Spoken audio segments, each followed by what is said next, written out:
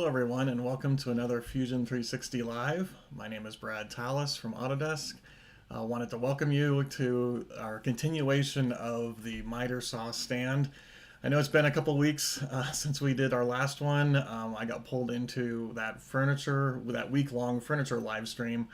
Hopefully, if you haven't seen it, I highly recommend that you go out and watch it. It's out on our Fusion 360 YouTube channel, where we spent a lot of time talking about furniture design, manufacturing, arranging, cut sheets, etc.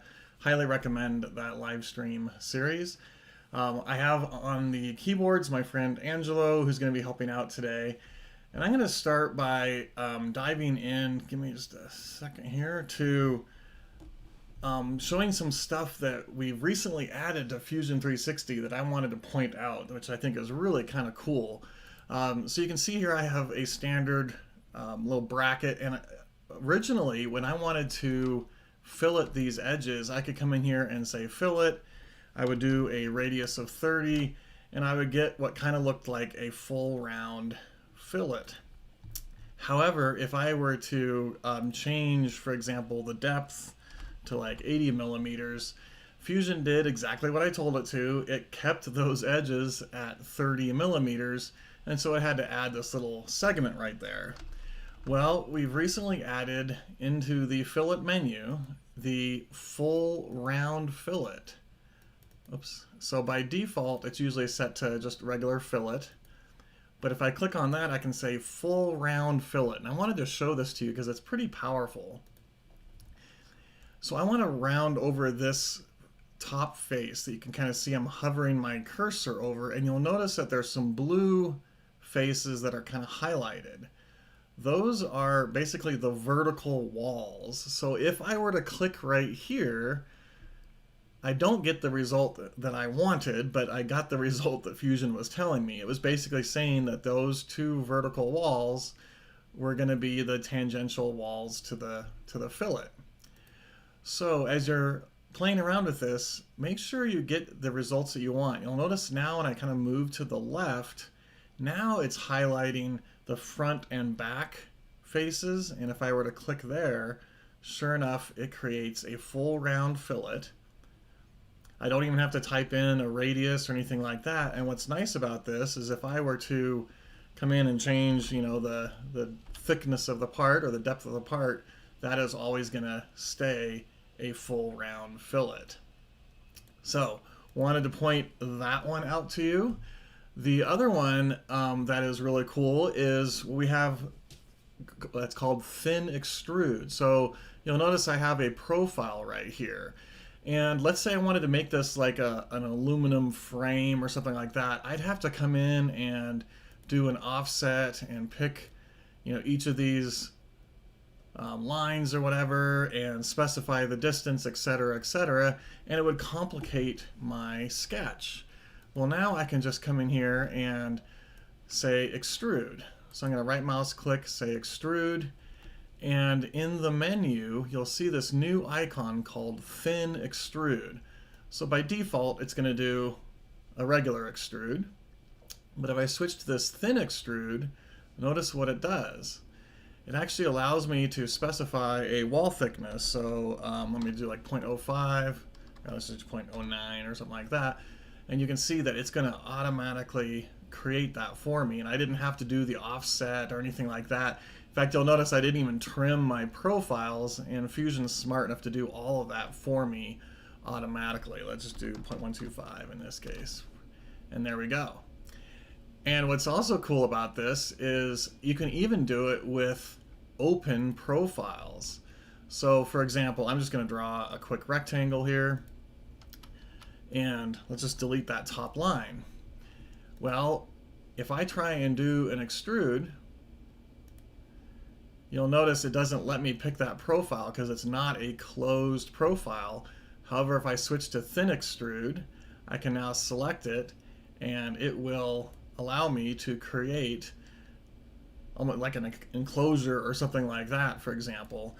So think about how much time we saved doing it like this with the thin extrude versus the sheet metal module or creating offsets and all that kind of stuff. So wanted to highlight those few things. And then the last thing I wanted to highlight, which I think is pretty cool, is in the text menu, or the text command, I should say. So I can throw some text on this face here.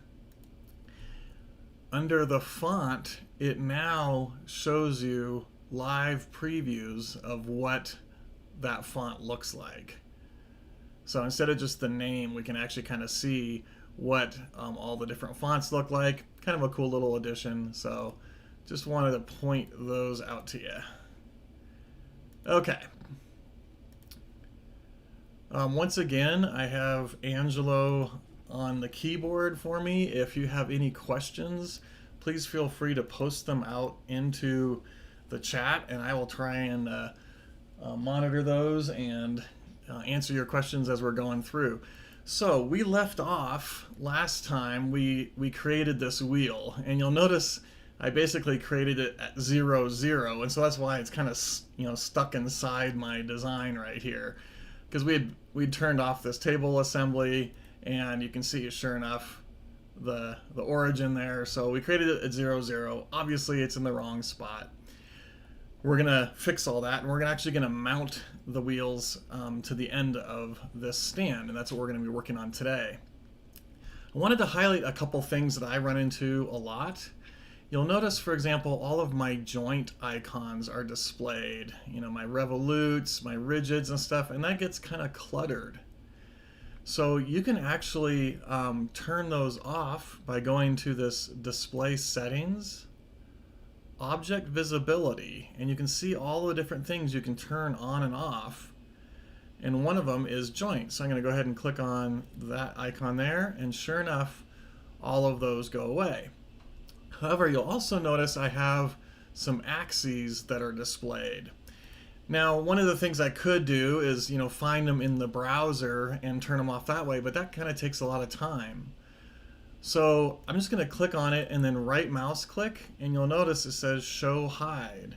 And it's kind of hard to see, but the little shortcut key is V for visibility.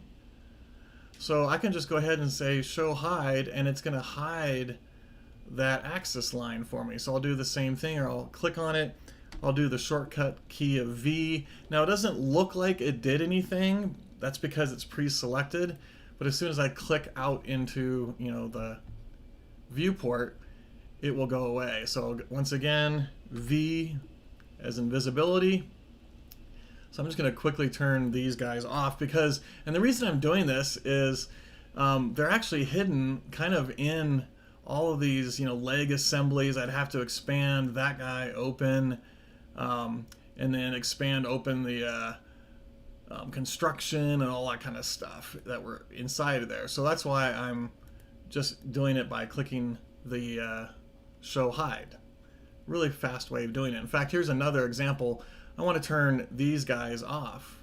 Okay, so I'll right click on it, and notice I can say show hide, and it made them go away. Instead of trying to find them, in fact, I'll show you how I used to do it. I'd click on it, it highlights, okay, that's in the table assembly under the end cap assembly. You could expand that guy open. Okay, it's under the leg support. I'll expand that guy open, and there it is right there, handle mount, right? So yes, you can do it that way, but that takes some time. I find it much faster to just, click on it, right click, show hide, or hit the V key on your keyboard. Okay, so we are going to mount this wheel. In fact, we're going to make 2 of them. So I'm going to activate this wheel assembly, make that my current assembly, and we are going to create a sheet metal tab, basically, that goes right where this hole is, to mount the axle for the wheel. So I'm going to switch into my sheet metal tab and click on new component. Now when I do that, you'll notice that it's creating a new component, but it's defaulting to a sheet metal component. I can give it a name, and I think I'll call this wheel mount. And then I can also see all of the different sheet metal rules that I have, and you'll see some are in millimeters, some are in inch, Some are custom ones that I've made. In this case, we're doing this in millimeters, so I'm going to do this steel millimeters, and it's going to create a sheet metal component for me. You can see that right here. And let's just go ahead, and I like to basically create it where it needs to be. So I'm going to click on this face and say create sketch. Now you can see a lot of stuff going on. We've got lots of hardware displayed, our wheels displayed, but that's okay. I want to capture where this circle is, so I'm going to P for project. Hopefully you all know that shortcut key. And I'm just going to project this face right here. I'll say OK. And you can kind of see what it did. It projected where these holes are located. Now I can create a rectangle. I like to use the shortcut keys, so R for rectangle, C for circle, L for line, etc. So I did R for rectangle. You can see it's a little rectangle icon next to my cursor. And I want to do a centered rectangle. And all I have to do is get kind of near the center of that circle, and you can kind of see it snapping to that. And we're going to create a centered rectangle from there. Okay, I like to do the length, so I'm going to tab over to the length. That's 62. I'll tab into the height. That's 28, according to the drawing. Speaking of which, in the description of the YouTube video, I have the outline. I also have a link to the drawing set if you want to use those. This is a pretty simple one, so not too much to the drawings, but the outline's out there. Feel free to grab that and follow along at a later time and see if you can create the miter saw stand by yourself. Okay, so let's continue on here. So I have this rectangle, and remember we're in the sheet metal tab. So I've created basically my profile. The next thing I'm going to do is use the flange command. Now if I click on this profile, you're going to see a couple things happen. So it's using the sheet metal rule, whoops, too fast, sheet metal rule, and it's extruding that sheet metal the correct thickness. However, I don't want this hole to be in here, so I'm going to go ahead and also select that profile. And if we look real careful, you can see there's a little tiny profile here that I'm going to want to add also into this, so it creates a perfectly rectangular piece of sheet metal. You can specify which side it goes. Now I obviously want it to go out away from this other sheet metal part. So that's side one, and I apologize for that. I can also switch to side two. It goes in like that, or I could do symmetric, but obviously in this case I want it to go out, and I'll say OK. Now it doesn't look like a sheet metal part, but it is. If we expand this open, here's the rule that we're using, here's the body, here's the sketch. And what this is going to allow us to do is we can now use the flange command to start bending in the metal. So I'm going to pre-select this edge, and you'll notice at about 4 o'clock is the flange command. So I'm going to go ahead and click on that. I like to start to drag, and we can visually see what's happening when we drag this edge. In fact, I'm going to go ahead and select this other edge at the same time, and we're bending that metal. And according to the drawing, the overall height of the sheet metal part is 32 millimeters. So let me type in 32. Now you heard me kind of emphasize the overall height. And that's what this height datum is. So you can see it says outer faces, inner faces, and tangent to bend. Without going into too much detail, outer faces is basically, it's measuring from this outside edge right there to this edge here is going to be 32 millimeters. So the overall height is 32 millimeters. If I said inner faces, you can kind of see it grew a little bit. That's because it's now measuring, and I can't really highlight it, but it's measuring this inside face to here is 32 millimeters. So it's actually more like 34.5 millimeters tall now because it's the thickness of the material. So I said overall height, so I'm going to say outer faces. It's going to go from this outside edge to that outside edge. Height of 32. Okay, and I'll just say, okay, we'll leave everything else alone. And we've just created this pretty quick sheet metal component. Much easier than, again, doing like an extrude or a profile and all that kind of stuff. I really like the sheet metal tool. My zoom is really jumpy, I apologize. So here's another tip I'm going to show you. I want to basically fillet all 4 of these edges. So I'm going to select all 4 of these. Now I have to be really careful. You'll notice it's not even letting me select this edge. So I need to zoom in a little bit more and select that edge and select that edge. And that took quite some time to manually select all of those. So here's a neat tip. I'm going to create a fillet, and then I'm just going to basically look at it from the side, like so. And I'm just going to draw a box like that. And actually, let me, oh, that's in full round. Let me go fillet. So I kind of look at it from the side. I'm just going to draw a selection box like that, and you can see it's selected that edge there and that edge there. It's kind of hard to see, but they're highlighted blue. And I'll do the same thing again. I'm going to hold down my shift key and just draw a window around that, and you'll notice it says 4 edges.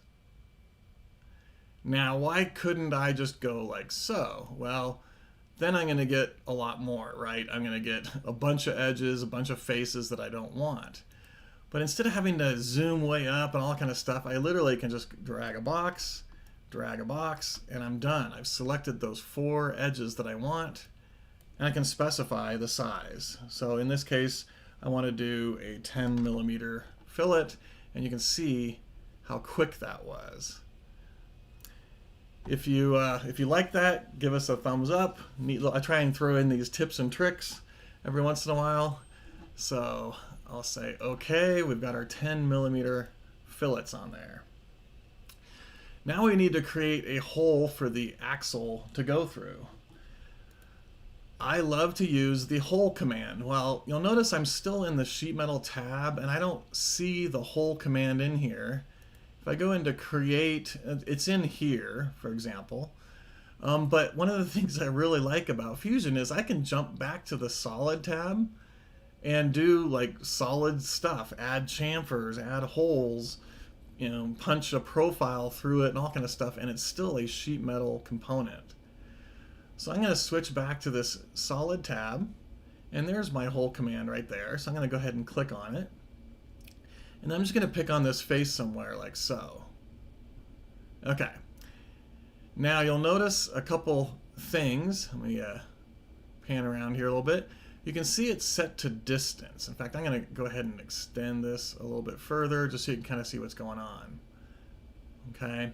We're going to make a couple changes, and we're going to do a cool little tip and trick here. So the first thing I want to do is I like to set my diameter of the hole, and it's actually correct. Let's just say it was 6 originally. I'm going to change this to 12, and I get the preview when I do that. The next thing I'm going to do is I'm going to grab this blue dot. And it's hard to point them out, but you'll see 3 white dots kind of in a triangular shape. Again, it's kind of hard to see maybe if I move off of it a little bit. You see those 3 white dots. Those are snap points. This first one here is the center of the fillet that's up here, right? The other one down here is the center of the arc or the fillet down at the bottom. And this last one right here is the center of that whole face. And that's where I want the hole to be. So instead of having to do dimensions or create a sketch or anything like that, I can literally just drag these to, you know, the corners or to the center of the face, and it snaps right to it. I love that tip. If you like it, give us a thumbs up. If you're learning new things, please let us know in the comments. We always like to hear what you guys like or don't like about these videos. Okay, so I have it located in the right spot, but the depth, I don't like to use distance. I like to say go through all, and it's going to figure out how far that hole needs to go. And the reason I like to use all is if we were to come back and change the size of this bracket for whatever reason, I always want that hole to go all the way through it. If I had set it to a distance, let's just say, 62 or whatever, and then we change the length of this bracket, it would no longer go all the way through. It would only go the depth of 62. So I recommend all in this case. Diameter 12, everything looks good. I'm going to go ahead and say okay. And we just created this bracket pretty quickly. Again, if I were not talking and if I were just to do it, I'd probably have this thing modeled in a minute or two, basically. And think about what steps it would take to do that without sheet metal, just using regular commands. You'd have to create a sketch and offset it. You'd have to know the fillet radiuses. Sheet metal does all of that for me. Okay, now I want to copy this and put it over on this other side. So here's my wheel mount. To copy things, you kind of have to be at the higher level. So you can kind of think of this as a child, and we have to ask the parent to copy the child. So I'm going to activate my wheel assembly, and then I'm going to right click on wheel mount. And there's a command in here called move copy. You also see copy here. They're literally the same command. However, this one allows you to move and copy at the same time. This is more like a copy and paste, and then I'm going to position it. So I like to use this one, move copy. What do we want to move? We want to move the sheet metal component. It already knows which one because we right clicked on it and said move copy. So it's kind of filled that in for me automatically. By default, it's usually set to this free move, where we're going to use a very specific move. I know exactly where this bracket is, and I know exactly where I want it to go. So I'm going to use this point to point. Now when I do that, the very next thing I want to make sure I do is select create copy, because if I don't, it's just going to move it. So I'm going to say create copy, and then it's asking what's the origin point and what's the target point. So I'm going to click on the origin point, and I'm going to rotate so we can see basically the back side. We can see this circle right here, right? Well, there's another one over here, so we know the two locations. So I'm going to click on that circle there, and then I'm going to make sure I grab the same circle. I don't want to grab this one down here because I grabbed the top edge over here. So I want to make sure I grab the top edge over here, and it moved and copied that bracket into the correct location. Now I could have done a copy and just moved it out in space somewhere and then used the joint command and position it with the joint command. Totally valid, but you're going to see that I didn't have to do that here, and we're going to kind of group things together using rigid groups. So it basically saves me a step not having to create an extra joint that's going to basically get written over anyways. Okay, so we now have the two brackets. The next thing we're going to do is create the axle that goes through these. So kind of organizing things, I'm kind of keeping everything underneath my wheel assembly. So I'm going to right click on wheel assembly, new component. I'll give it a name. Please name your components instead of component 86 and component 87. Give them a name. So I know this is going to be the wheel axle or the wheel shaft, whatever you want to call it. I'll say okay. And I now have this wheel shaft that's active. Well, an axle is pretty much a cylinder, so I could create a sketch, could create a circle, extrude it, etc. That's multiple steps. Or I could use one of these primitives. So under the Create menu, You can see we've got box primitives, cylinders, spheres, etc. I'm just going to create a cylinder primitive. And the axle kind of needs to go in that direction, so I'm just going to go ahead and click, for example, on this front face, and that's going to allow me to draw this primitive. Now, I'm just going to click sort of near it. I'm not going to put it exactly where it needs to be. I'm going to put it right here, and the diameter is 12 millimeters. Okay, now I'm going to zoom out a little bit so we can kind of see in 3D. Then I can start to drag this direction, and you can see that it's creating a cylinder that's 12 millimeters in diameter. Now the length, I'm going to give it in inches, and the reason I'm doing this, I want to show you a neat tip. Even though I'm in millimeters, I can use other units like centimeters, feet, whatever. So for example, I could type in 180 for millimeters, or I could type in, for example, 6IN, and notice that it's going to figure out, in this case it's 152.4, even though I'm typing in 6IN. So you can do different units. And actually in this one I did have as millimeters. I got ahead of myself. The next one we're going to do inches and stuff. So in this case it is 180 millimeters. So I'll say OK. And we just create a cylinder primitive that's 12 millimeters in diameter by long.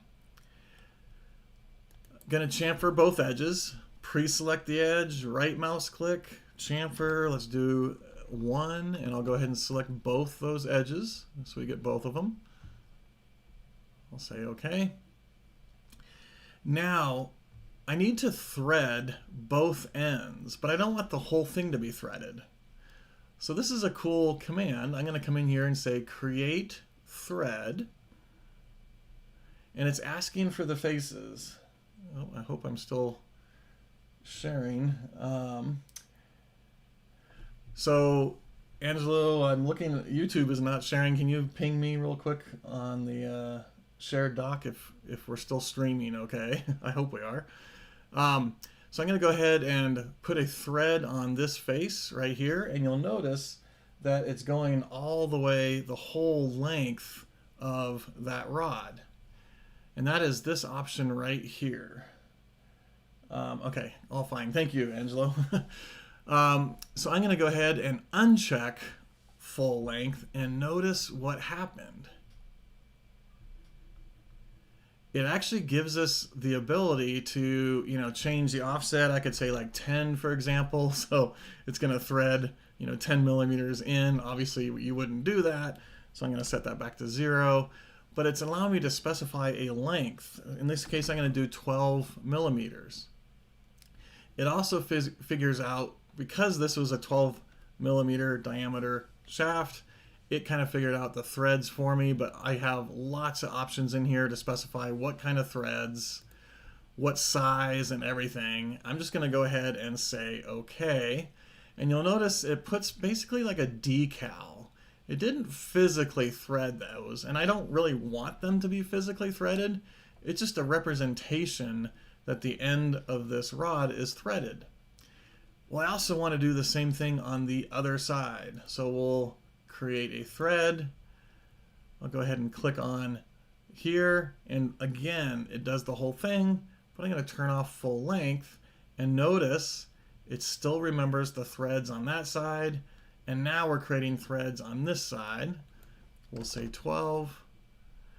And remember I mentioned earlier, it's basically like a decal. It's not physically modeled. Well, right here I could say modeled, and it will physically model them. But I don't really want to in this case. I'm going to turn that off, and I'll say OK. Okay, so we've threaded both ends of the rod, which is pretty cool. And those threads will even show up in the drawing when you go ahead to create a drawing. So now I want to position this in my sheet metal bracket. So I'll go ahead and use the joint command to do this. I'm going to say joint. And I'm going to basically grab this little edge right here. Now, if you haven't noticed this recently, we've changed our little icon, and it's hard to point out, but it actually has the little axes sticking out. So you can really visually see like which direction is Z and X and Y, for example. Previously, we just had that little half moon icon. I really do like this new icon that we use. So I'm going to click on this edge here, and I want to line that up with this edge here. And watch what this does, okay? It did exactly what I told it to. It lined up those two edges. You can kind of see the chamfer sticking out just barely. Now, I think it looked like it was doing a revolute. Sure enough, it was. I'm going to go ahead and change that to a rigid. And I'm going to go back to position. Now, I don't know if you've noticed this before, but whenever you create a joint, you see this rotation and these arrows. Well, what does that mean?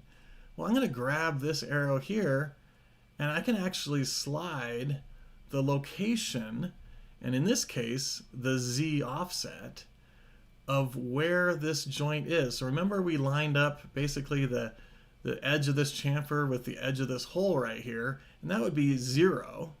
But now I'm pulling it a certain distance away. In fact, I'm going to say minus 15 in this case, and I'll say OK. And I've positioned it exactly where I want it to be. I get this question a lot, is like, well, I'm limited to lining up edges with edges and faces with faces and stuff like that when I create a joint. And that's kind of true, but then you always have the ability to offset those. So this joint is actually lined up from here to here, and then we offset the 15 millimeters. So hopefully you learned something new there. What I'm going to do now is bring in a washer and a nut.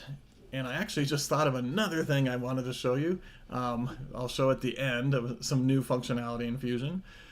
I'm going to insert a McMaster car component. And let's just take a look at this. I'm going to stretch it out a little bit so it's a little bit easier to kind of see what's going on. Now, I could search for these, but I wrote down the exact ones I want. So I'm just going to search for the product name. So 98689 alpha 118. And I'll just search for that, and you'll see that it found a metric general purpose washer, metric 12. So, and that's the number I searched for. I'll just click on this guy and say download. Now, you see how quickly it brought it in, but it brought it in at like 00. So I'm going to drag this over. I don't have to be exact, but I kind of like to bring it over kind of near where it needs to be, right? Just kind of in this general area. And I'll just go ahead and say OK. Then I can come in and create a joint. So I'll say I want to create a joint there. I'll grab either this edge or this edge, it doesn't really matter, and I want to put it up against that edge right there, and you'll see it brings the washer, positions it right where it needs to be. I'll just go ahead and leave it a rigid joint in this case. I'll say OK, and we'll do the same thing. I'll insert another McMaster car component. I think it's auto saving there. Drag this a little bit bigger so you can kind of see.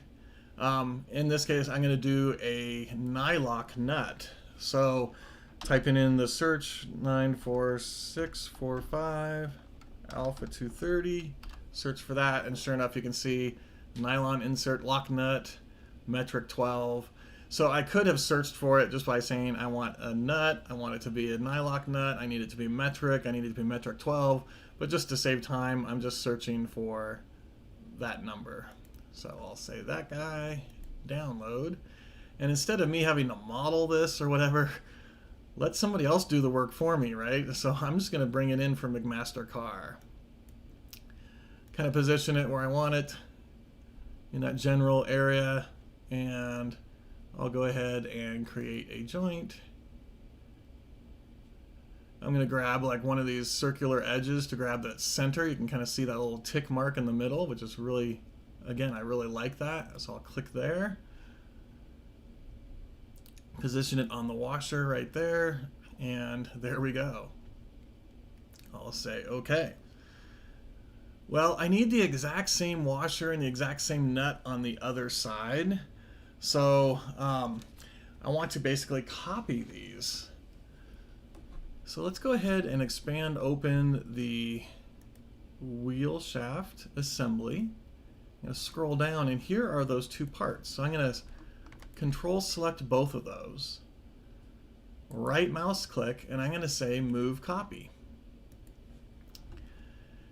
Now, this time, I'm not going to use point to point. I'm going to use a couple different ones. I'm going to use this free move. So I'm going to click on free move. Then the next thing I want to do before I move, I want to say create a copy. That way it knows to leave the originals. And I'm just going to drag these over here. And we can see that sure enough it's copying them. And then I'm going to rotate those around 180 degrees. Now I can come in and say point to point. So we're actually doing multiple ones here. We did a free move to kind of get it out here in space. Now I'm doing a point to point, and I basically want to line up, you know, like maybe the edge of this face or whatever with the edge of my chamfer there, and you can see it snapped it back. Looks cool. And I'll say okay. And I've just copied those parts. So there we go. You can kind of see there's multiple ones there. Okay.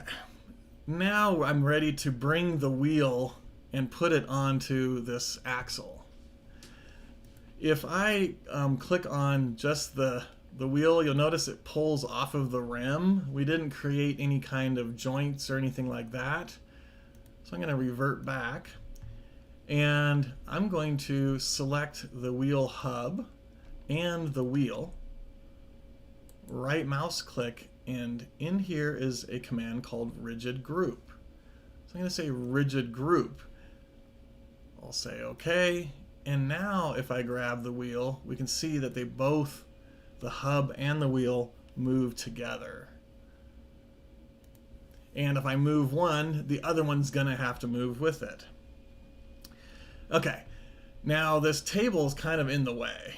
There's a lot of stuff here. I don't need to see the table for this next thing, so I'm gonna hit the little eyeball next to table assembly, and now we're back to this. And I'm going to activate my wheel assembly. So we can kind of see all this is kind of grouped together. And let's create a joint. So I'm going to say assemble, and I want basically this face to ride up against the washer here. So that's what we're going to end up doing. So I'm going to hover over this face, and we can see, you know, we can grab that center mark right there. So it's going to find the center of that hole, and then I'll rotate and, whoops, too fast, too far. Click there, and you're going to see the hub moved, but the wheel did not. And again, this freaks people out, but this did exactly what I told it to. It moved the face of that hub to the face of that washer. Well, I want it to be a revolute joint, so I'm going to say revolute. We can kind of see what that looks like.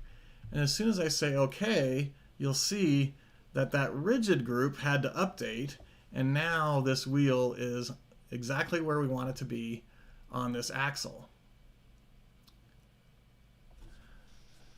Okay, now I can't really show it to you on the actual chop saw, or the miter stand I should say, but what they ended up doing to hold this in place is they basically punched the metal right here, and it kind of created these little flanges that kind of stuck out a little bit.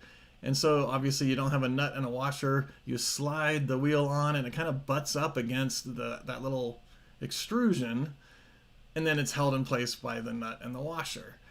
So we're going to simulate that on the shaft. So it's basically like a stamp, if you want to call it that. And again, I wish I could show you what it looks like in real life, but I don't want to hold the whole stand up to you. So I'm going to activate the wheel shaft. So let me kind of minimize some of the stuff here, because I'm working on this part, right? And so I always want to make sure I'm working on the active component. I'm going to be modifying this. And what I want to do is I want to create a sketch that runs through the middle of this shaft or this axle. Well, I could use an offset plane and do measurements and all this kind of stuff, but please don't. You run the risk of making a mistake by doing that. So we're going to let Fusion do the work for me. So I'm going to go into this construct menu, and there's a cool one here called plane at an angle. Now notice it says it's asking for a line, and so I can't click on this axle here.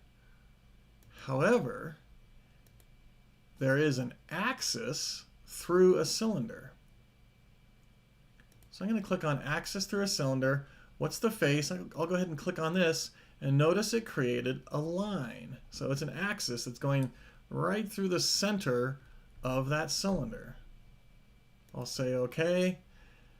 I can change the length of it, the endpoints of it, all that kind of stuff. I'll just leave it there. Now I could come in and say plane at an angle. What's the line?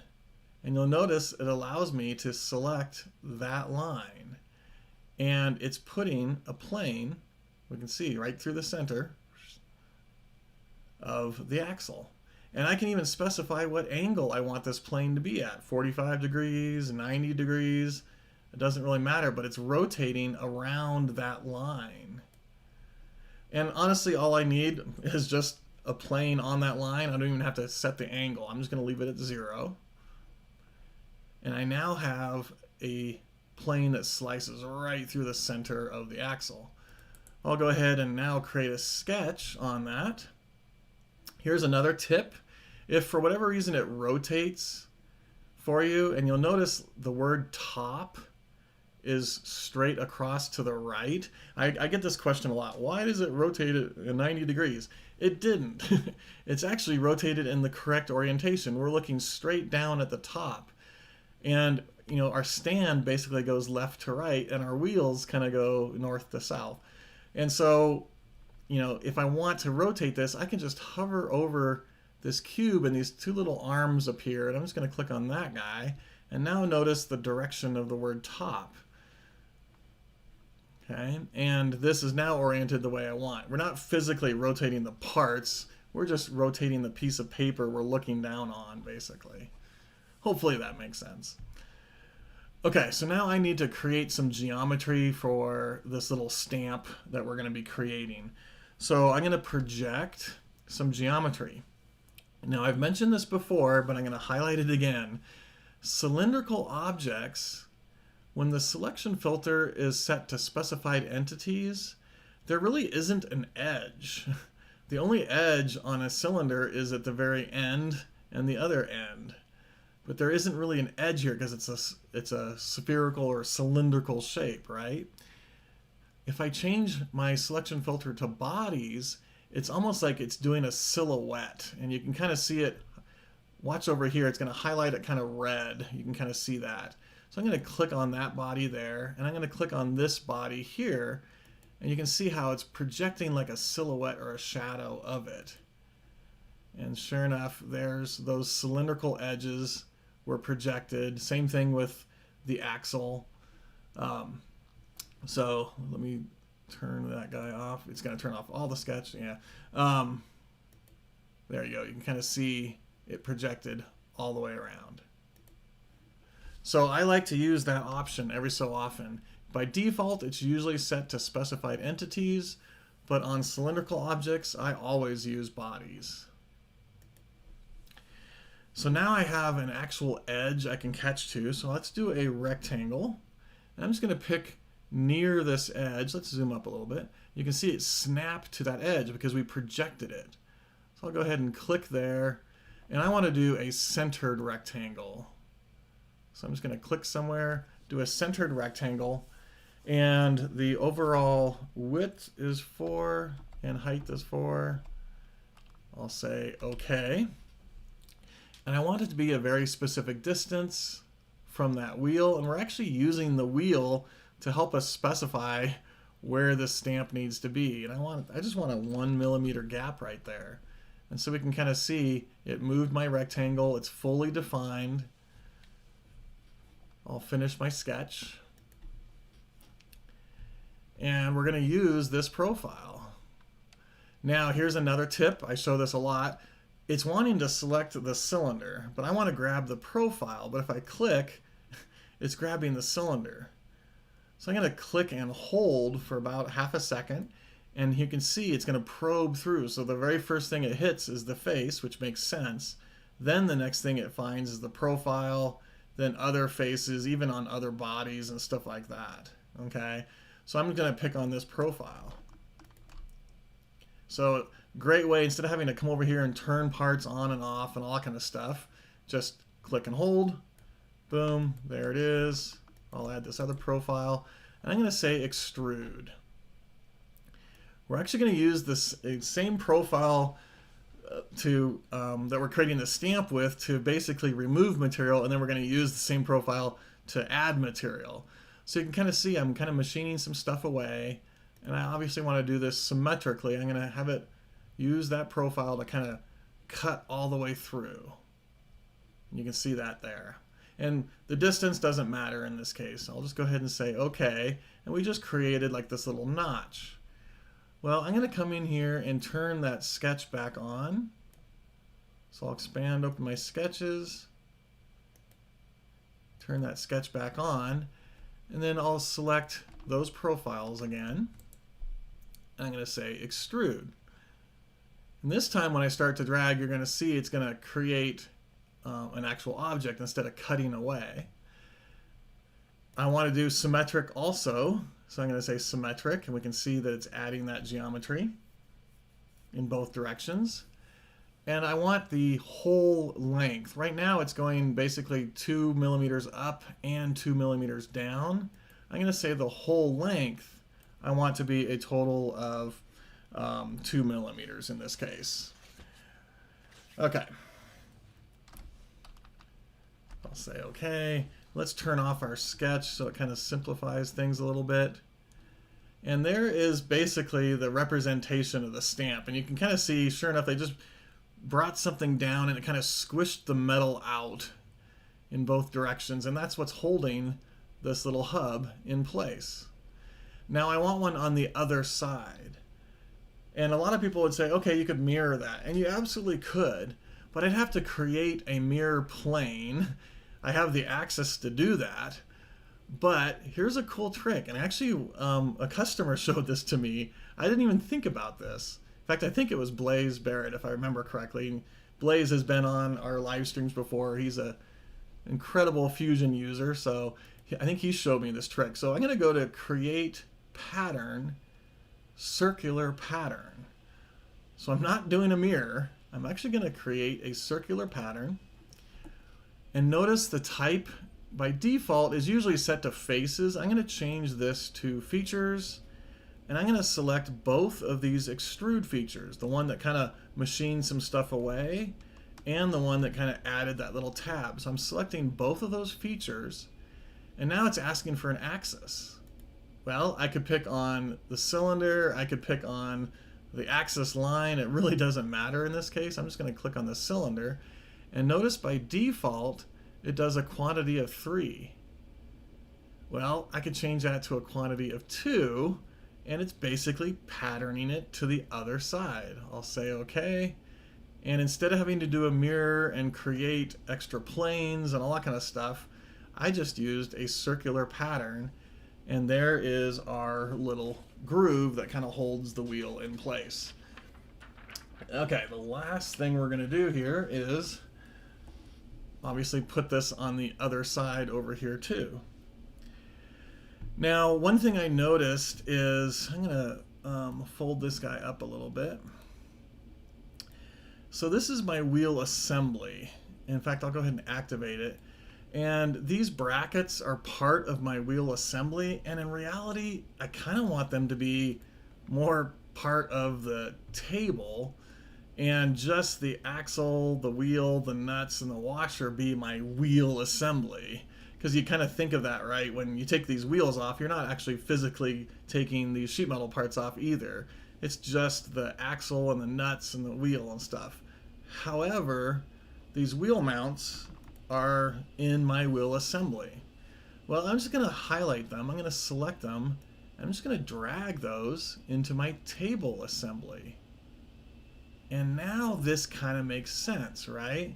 Here's my wheel assembly. It's just the axle, the nuts, the washer, the hub, and the wheel. And the sheet metal parts are actually part of the table. And to me that makes sense. And the reason I'm showing this is as you're designing, you're going to put things not in the wrong location, but you're going to kind of design things and you're going to down the road be like, oh, you know what? I want that to be in this sub-assembly, or I want it to be over here or whatever. Totally fine with Fusion. I can just move them into a different location.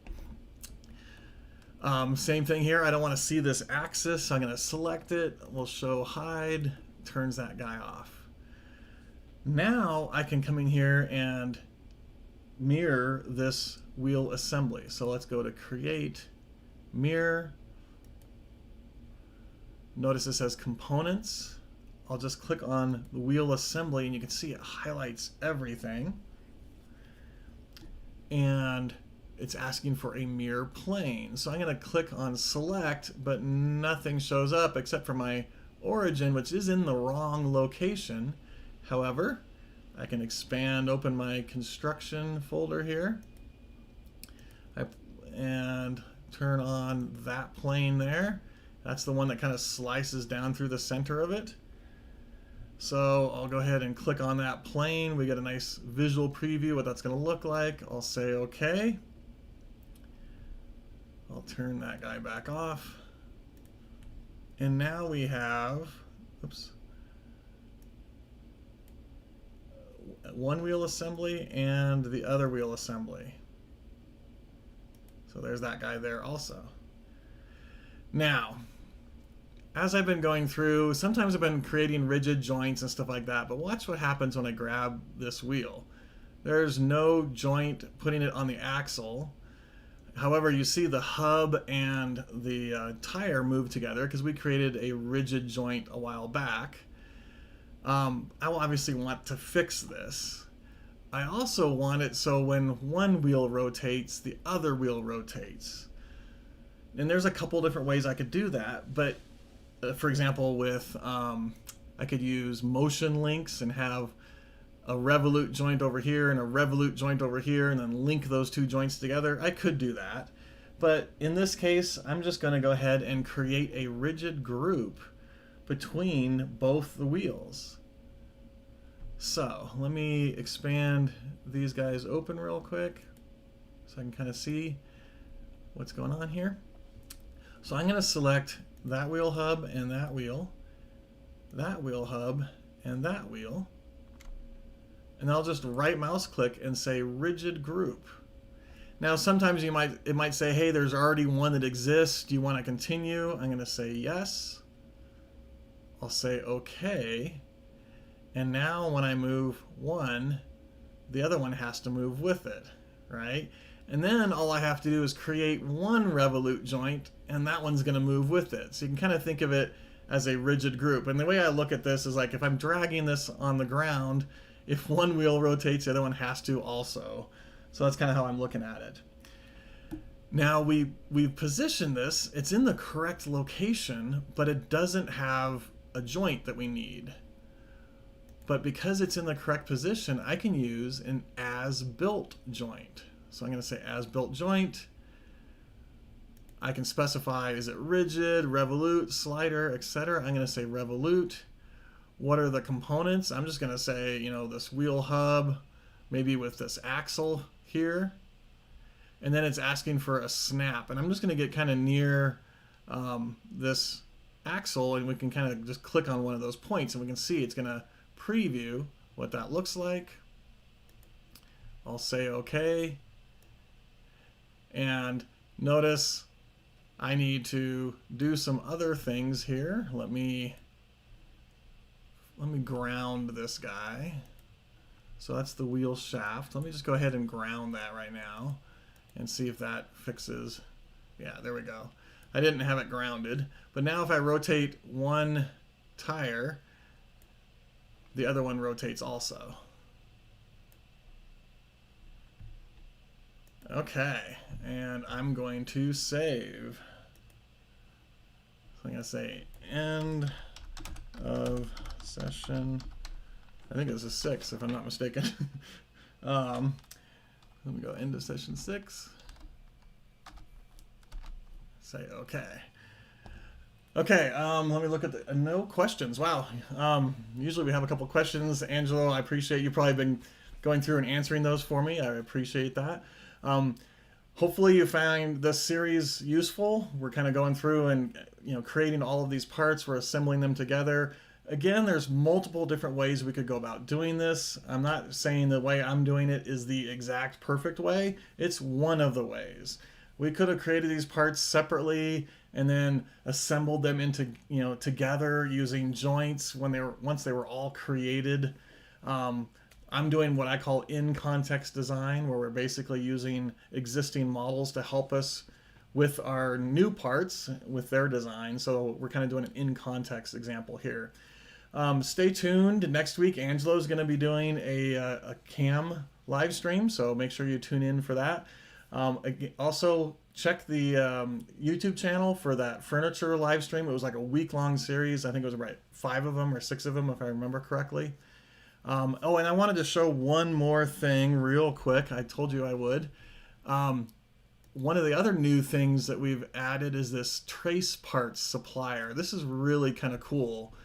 It's kind of like McMaster Car, but you can see we've got hundreds of customer 3D models in here. I'm just gonna, like 3M, ABB, etc. I'm just gonna scroll through real quick so you can kind of see. I mean, there's a ton of them in here, like Bimba cylinders, and you'll probably recognize a lot of these. And I can even search. So, for example, I could do drag chain or something like that. I'm just gonna say drag chain, and you can see over here, well, I want to do, okay, it's called a cable carrier. So I'm going to click on that. I can specify what the length is. I'm just going to randomly click on one of those, and it basically filters everything for me. So here are all the different options for the drag chain from this particular customer. I'm just going to pick this top one here. And what's neat is, and you can do vices, tombstones, pretty much anything you can think of is in here. It actually has a 3D representation. You can, pan, zoom, and rotate and take a look at, the end pieces, etc. But then notice right here, download right into Fusion 360. So I'm just going to click on that. Make sure I'm signed in. I'll say keep me signed in. And it'll download it right into Fusion 360. So it's very similar to McMaster Car, but I mean, times 1,000, right? It's pretty amazing. So let me see. I'll say download, and it should come up and say, yep, your request is being processed. And one thing I didn't show, I'll scroll down. You can actually specify all these, like what's the bend radius, what's the inner width, what kind of mounting and all this kind of stuff. And you can see your file is ready for download. So I'll click there, and it will let me download the model. And you can kind of see it running in the background, and it'll bring it into my assembly. So just amazing, all the stuff that's in here. So yeah, there you go. There's the drag chain. And the other thing I'll just kind of show here real quick. So here's that drag chain. It put it in my active assembly, which is kind of cool. I can convert these to components. I'm not going to do all of these, but I'll pick on that guy there, ground him, and then I can use as-built joints. So I'll just say as-built joint. I'm going to say I want that guy and that guy to revolve there. I'll say okay, repeat. Oops. Repeat my last command. I'll just say that guy and that guy. and I would just have to do this a couple times, and now I have, this actually working with the drag chain, and it's already where it needs to be, all that kind of stuff. So pretty cool. Play around with that. You do have to sign up for it, but it's free. You just have to create an account. But it's really amazing what's in there. So with that, I'll check the questions. Okay, so there is one. Okay, let me read this really quick. I apologize, it's on my other screen. Are there rules for when you can move components and when you can't? I feel like sometimes it doesn't allow me. This is from Ethan. So yeah, this is a really good question. Are there rules? And the answer is yes and no. So for example, I grounded this part, and so I physically can't move this anymore, right? I'd have to unground that. One of the tips that I'll go back to the camera. One of the tips that I do with joints is start simple and kind of build from the ground up. And what do I mean by that? Well, let's say we're designing a robotic arm. I'm going to ground the base. Then the next thing I'm going to do is I'm going to set a revolute for the whole arm assembly, and I'm going to test that. Once I've created that revolute, I drag it around, kind of see, is that the result that I want? Then I might say, okay, now create the elbow to the arm and test that. I might group things together and test that. So you hear me using the word test quite a bit. You want to get the results the way you expect them to as you're going along.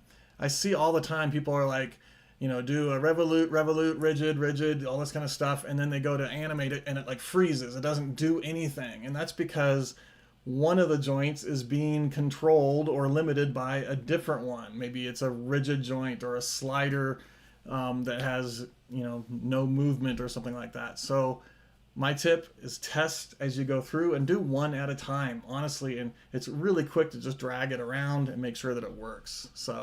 And then revert the position and go to your next joint. So, and I'll be honest, when sometimes customers like, how come this doesn't work? I end up suppressing all of the joints and basically starting from the ground up to kind of see what is causing things not to work. So hopefully that answers your question. So thanks for asking. Let me see if there's any other questions. That looks like that's about it. Moving components from the wheel assembly. Oh, I got you. Okay, so he was referring to moving components from the wheel assembly into the table assembly. So yes,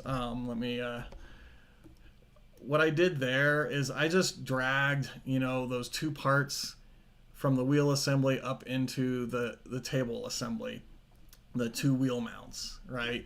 I mean, I could, like right now, I could grab these wheels. So you notice I have wheel assembly 1 and wheel assembly mirror. I could come in here and say I want to create a new component, and I'll call it, both wheels assembly or something like that. And so I now have a new component that's totally empty, but I could grab that guy and drop it in there and grab this guy. Hopefully it'll let me drop right onto it. So notice it says some components have been moved, and that's because I was moving things around. So I'm going to continue, and let me drag that onto there.